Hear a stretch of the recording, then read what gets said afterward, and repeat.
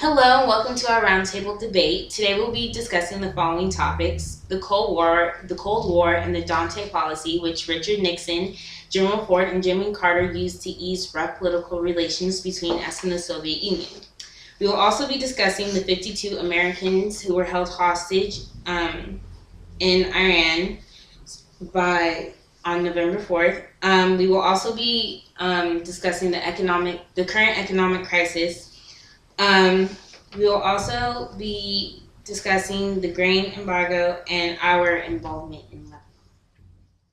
Here to discuss the following topics, we have our Democratic representatives and our Republican representatives. And we'll start with our Democratic representatives on how do you guys feel about the detente policy? Well, this policy we feel could be very beneficial to our government and staying connected to other countries and hearing everyone's word out and trying to find a common boundary or common place where we can both come to an agreement.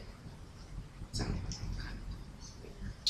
Well, the thing I see about the issue with the detente policy is that fact that we're letting communism spread to other countries, where the whole goal of the United States is to spread democracy and not to let communism overrule the world, where that is detrimental to our way of life.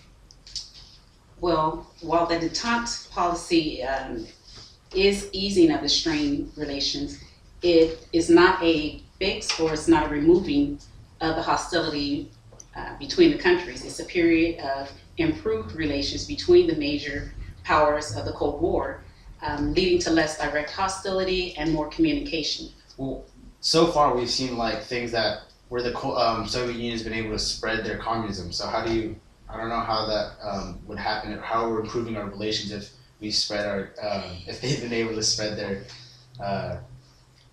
communism. But we're hoping that the relations with the Soviet Union can be improved, and although the spread of communism is a really big issue right now, we're trying to focus on the communication and getting the agreement down, and first focusing on that, and maybe the communism spreading could be contained after we get our relationship under control first. It seems like the policy favors the Soviet Union, that all the concessions are going their way, and it doesn't seem to be a fair deal for the United States. Well, right now the Soviet Union is the main focus on America right now. There are other places that could be using this policy as well, which would probably happen in the near future, but right now Soviet Union is our main focus at the moment. So starting with our Republican representatives, what are your guys' views on the Iranian hostage crisis? Well, we feel it's totally wrong of the Iranians to allow their people to storm the U.S. Embassy and to take our people as hostage.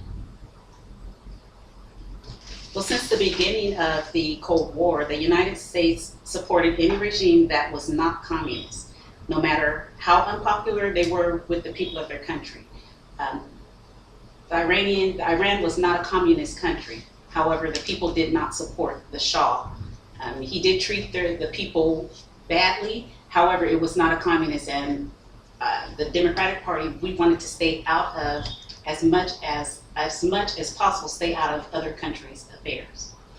Well, right now we're in this affair because they have our civilians that were working at the embassy, and now they're hostages, and they've been hostages for over a month now.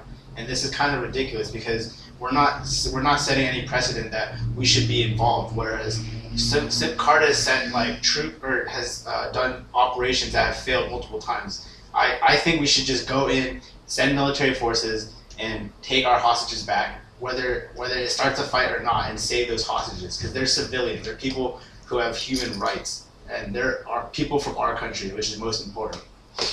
Well, I think that's what he's most afraid of, is people dying, and he's trying to get this done the safest way that he thinks is possible, and which is the problem with going in with military force, is that there could be a lot of casualties, and maybe a lot more than he thinks could be without the policies that he's trying to put in action. Well, the issue I see with your plan is that if we do military operations and it fails, and if the Shah finds out that we've done these military operations, he will start a war with us. This this is a simple way of how we should approach this now, and I think you guys are wrong in your approach. Well, our approach, we did try to send communication to the Ayatollah community before the rescue mission even took place. However, the Ayatollah community refused to let the hostages free. So we did send over troops. However, it was not our fault that the mission failed. There was mechanical difficulty with the helicopters. We had Mother Nature, the storm that caused the 2 helicopters to crash. So that was not the Democratic Party's fault for the failed mission. And on another point, I would say that the Iranians did not like Carter, our President Carter, because he supported the Shah. So that's another reason why they would not release the hostages. Well, Reagan does not support the Shah, and the Iranian government did not start this crisis, but they do have the control, and they are not releasing our hostages.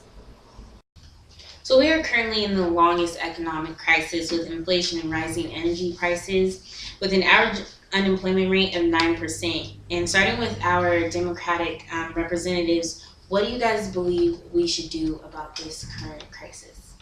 Well, Carter, we have to remember that Carter came into the presidency while the economy was already down because of Ford.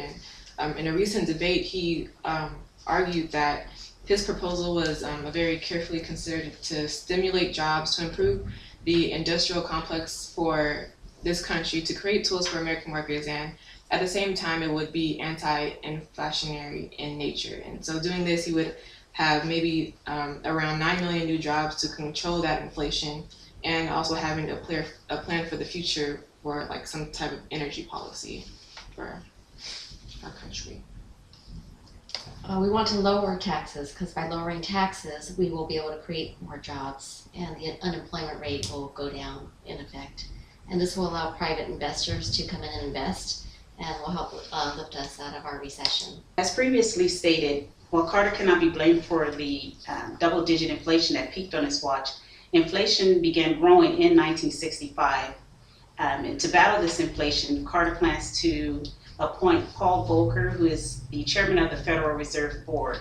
And his plan is to start an intentional recession in order that interest rates could be cut, and then this will flood the economy with money, hopefully fueling an expansion that will last many years to come. Well, you said that Carter's not to blame, but he hasn't had any specific plans or his plans have not been successful through his presidency. Now, Reagan, through his governorship, has proven that while California has had its crisis as well, that we've cut national average spending and inflation in California. Now, this is like a proven plan. All your plans are hypothetical. So how do we plan to have that work while we have our plan that has worked, which will work for our country? Well, again, you have to remember that California is one state, and the president is responsible for 50 other states, which is a really tough job. And although his policies may not work, you learn from lessons, and this is definitely a lesson learned for Carter. And I think his next plan will definitely work in the future. So this 1979 grain embargo policy, which has been enacted by the Carter administration, basically to punish the Soviet Union for invading Afghanistan. So we're going to start with our Republicans this time. And what are your guys' view on this grain embargo policy? Well, first of all, this policy is hurting our farmers due to a decrease in export, and the embargo is pretty much useless because it's hurting the Soviet Union's purchasing grain anyway from South America and Europe. Well, I wouldn't call it useless, and yes, our farmers here in the United States are suffering, but we had to respond to the invasion of Afghanistan in 1979. And yes, they've acquired grain from alternative sources. However, we had to take a stand against the invasion. Well, the fact of the matter is that our contract canceled 17 million metric tons of just U.S. corn, wheat, and soybeans, and Carter has undermined the effectiveness of this embargo by himself. And it's also allowed that another 8 million metric tons of U.S. grain has gone, and he let this go to the Soviet Union anyway. So how has his grain embargo been effective if he still allows grain to be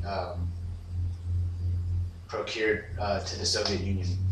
Well, we did feel obligated to give the Soviet Union their grain because it was under agreement, and we're just staying true to our word. But this whole thing is about taking a stand against what they did and punishing them for what they did, and kind of letting them know that they can't just do things without consequences. Well, the fact is that the flip flop on the promise to embargo this grain on the grain embargo is stemming from the realization that we all feel that the regime in Moscow is vulnerable and that we're actually more powerful in this situation, but we haven't taken advantage of our power just through a simple measly grain embargo that's not only hurting our country but useless.